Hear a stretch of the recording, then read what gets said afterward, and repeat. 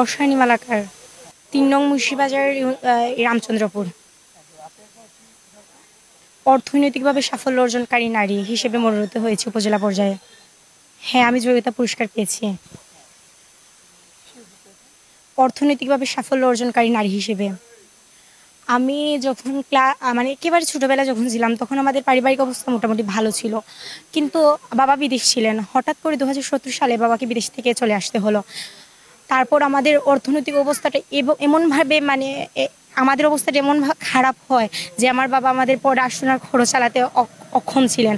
আমার স্কুলের ড্রেস, বেতন, এমনকি ব্যাগ পর্যন্ত দিতে পারেন নাই। আমি ক্লাস 6 থেকে 10ম শ্রেণী পর্যন্ত একই স্কুল ড্রেস নিয়ে মানে রোজ যেতাম স্কুলে। তারপর একটা স্কুল ক্লাস 7ম শ্রেণী থেকে 10ম শ্রেণী পর্যন্ত একটা স্কুল ব্যাগ নিয়ে স্কুলে যেতাম। তারপর যখন 7ম থেকে 8ম শ্রেণীতে উঠি তখন আমি মেধা তালিকা 2য় স্থান অর্জন করে 8ম শ্রেণীতে উত্তীর্ণ হই। খুব খুশি ছিলাম, কিন্তু বাড়িতে যখন এসে জানালাম যে আমি 2য় স্থান অর্জন করেছি, কিন্তু বাড়ি থেকে মানে তেমন কোনো সাড়া নেই। বলতেছেন যে না, পড়াশোনা বন্ধ করে দাও, আমি টাকা পয়সা দিতে পারবো না। তখন আমি মানসিকভাবে প্রচণ্ড ভেঙে পড়েছিলাম। তারপর ভাবলাম যে না, এভাবে তো আমাকে হেরে গেলে চলবে না, আমাকে ঘুরে দাঁড়াতে হবে। তারপর হাঁস মুরগি পালন করতে শুরু করলাম। হাঁস মুরগি পালনের পাশাপাশি বাড়ির আঙিনায় সবজি উৎপাদন। ক্লাস যখন 9ম শ্রেণীতে উঠলাম তখন টিউশনি শুরু করলাম, এবং 10ম শ্রেণীতে ওঠার পর আমাদের গ্রামে ভ্রাম্যমান দর্জি বিজ্ঞান স্কুলে দর্জি কাজ শিখে দর্জি কাজ শুরু করি। তারপর এইভাবে ধীরে ধীরে এখন বর্তমানে আমি আশা শিক্ষা কর্মসূচিতে শিক্ষা সেবিকা হিসেবে কাজ করছি। ন্যাশনাল লাইফ ইন্স্যুরেন্স কোম্পানিতে এফ হিসেবে যোগ দিয়েছি। এইভাবে বর্তমানে আমার মাসিক আয় প্রায় 10 থেকে 12,000 টাকা। আমি বর্তমানে আমার ছোটো ভাই বোনেদের পড়াশোনার খরচ, আমার পড়াশোনার খরচ, মায়ের ওষুধ খরচ চালাচ্ছি। বাবার পাশে অনেকটা দাঁড়াতে পেরেছি। মানে এইভাবে অনেকটাই আগে আমাদের যে অবস্থাটা ছিল সেখান থেকে অনেকটা বের করে নিয়ে আসতে পেরেছি। আর আমার এই সাফল্যর আমি এখন বলতেছি মানে এটা সাফল্যের গল্প, কিন্তু এখানে আমাকে অনেক খারাপ অবস্থা ফেস করতে হয়েছে। মানে মেয়ে হয়ে সবজি উৎপাদন, হাঁস মুরগি পালন আমাদের গ্রামের মানুষ ভালো চোখে সেটা কখনোই দেখেনি। অনেকেই বলতো মেয়ে হয়ে সব ডিম বিক্রি করছে, মানে এইভাবে অনেক কটু কথা শুনতে হয়েছিল, কিন্তু আমি কখনো থেমে থাকিনি।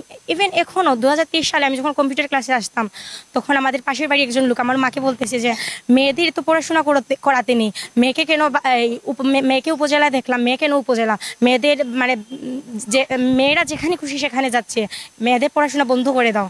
তবে আমার মা বাবাকে অনেকটা মানে থ্যাংক ইউ যে আমার মানে স্বাধীনতা দিয়েছেন, যা ইচ্ছে মানে করতে দিয়েছেন। যদি মা বাবা তখন হয়তো অর্থনৈতিকভাবে টাকা পয়সা দিতে পারেনি, কিন্তু মানসিকভাবে সাপোর্ট করেছেন, এমনকি এখনও মানসিকভাবে সাপোর্ট করছেন।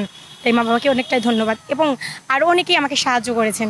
যেমন আমি যখন একাদশ শ্রেণীতে কমলগঞ্জ সরকারি গণমহাবিদ্যালয়ে ভর্তি হই তখন কমলগঞ্জ সরকারি গণমহাবিদ্যালয়ের বর্তমানে রিটায়ার্ড প্রিন্সিপাল যে অধ্যক্ষ জনাব কামরুজ্জামান মিয়া স্যার আমার দ্বাদশ শ্রেণী ভর্তি ফি, তারপর পরীক্ষার ফি, সেগুলো মওকুফ করে দেন।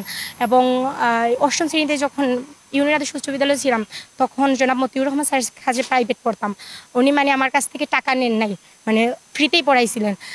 তারপর অনেক কষ্ট করে 1000 টাকা দিয়েছিলাম। সবাইকে বলতেছিলেন যে বর্ষের সব টাকা দিয়ে দিয়েছিল, মানে অনেকটাই খুশি হয়েছিলাম তখন। এইভাবে আশা শিক্ষা কর্মসূচিতে শিক্ষা সেবিকা হিসেবে কাজ করছি, ন্যাশনাল লাইফ ইন্স্যুরেন্স এফ হিসেবে কাজ করছি, দর্জি কাজ করে, পাশাপাশি টিউশনি, হাঁস মুরগি পালন, বাড়ির আঙিনায় সবজি উৎপাদন। হ্যাঁ, অনেক ভালো লেগেছে। মানে নতুন এই সম্মাননা পাওয়ায় মানে এখন অনেকটাই মানে আত্মবিশ্বাসী লাগছে, এবং মনে হচ্ছে যে আমি আরও এগিয়ে যেতে পারবো। হ্যাঁ, সবাইকে একটি কথা বলবো, ওই যে মানে জীবনের মানেটা বুঝতে হলে আমাদেরকে দুঃখকে ফেস করতে হবে। দুঃখকে ফেস করলেই আমরা সুখের মানেটা বুঝতে পারবো। তাই জন্য মানে যতই খারাপ অবস্থা আসুক না কেন আমাদের মানে এগিয়ে যেতে হবে।